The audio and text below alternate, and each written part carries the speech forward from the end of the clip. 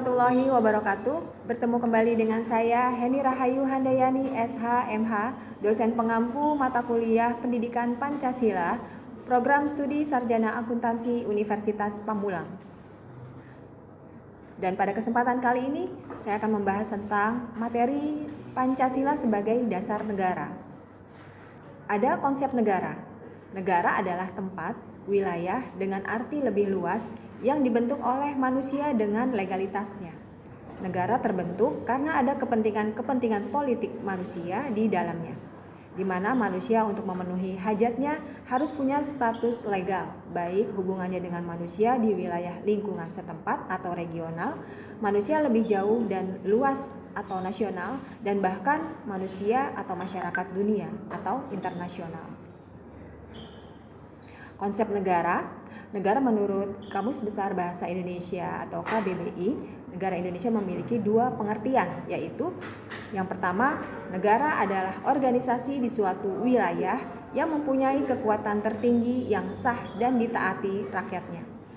Kemudian yang kedua, negara adalah kelompok sosial yang menduduki suatu wilayah atau daerah tertentu yang diorganisasi di bawah lembaga politik dan pemerintahan yang efektif, mempunyai satu kesatuan politik, berdaulat, sehingga berhak menentukan tujuan nasionalnya.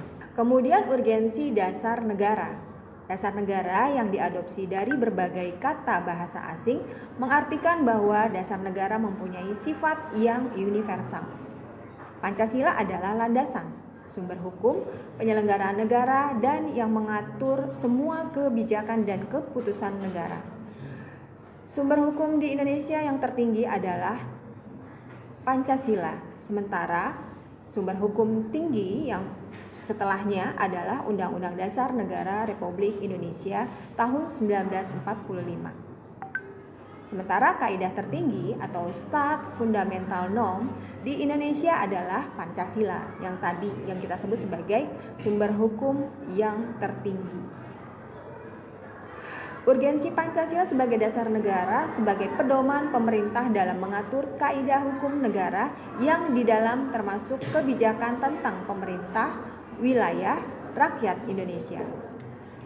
Nah, kemudian juga ada perubahan hukum.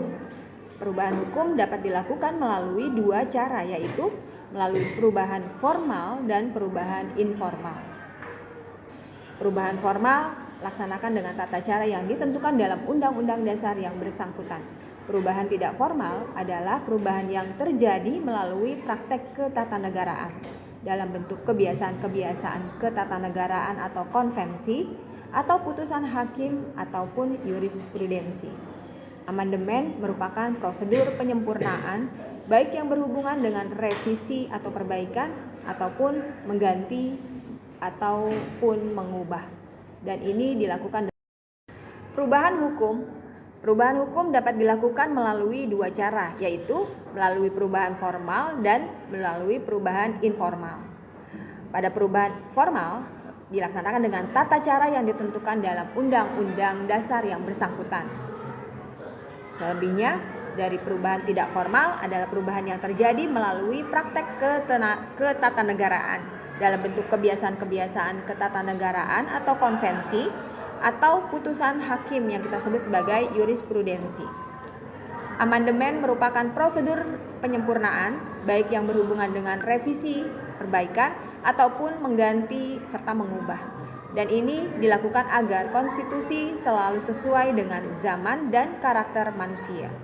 Alasan diperlukannya kajian Pancasila sebagai dasar negara. Pancasila merupakan pandangan hidup dan kepribadian bangsa yang nilai-nilainya bersifat nasional yang mendasari kebudayaan bangsa. Maka nilai-nilai tersebut merupakan perwujudan dan aspirasi atau cita-cita hidup bangsa.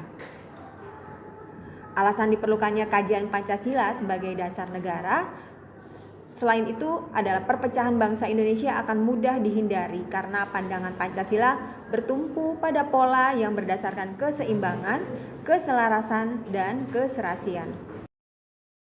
Alasan diperlukannya kajian Pancasila sebagai dasar negara. Perpecahan bangsa Indonesia akan mudah dihindari tentunya karena pandangan Pancasila bertumpu pada pola hidup yang berdasarkan keseimbangan, keselarasan, dan keserasian, sehingga perbedaan apapun yang ada dapat dibina menjadi suatu pola kehidupan yang dinamis, penuh dengan keanekaragaman yang berada dalam satu keseragaman yang kokoh, dengan peraturan yang berlandaskan nilai-nilai Pancasila. Maka perasaan adil dan tidak adil dapat diminimal. Terima kasih atas perhatiannya untuk materi Pancasila sebagai dasar negara ini. Semoga bermanfaat untuk semua. Terima kasih. Wassalamualaikum warahmatullahi wabarakatuh.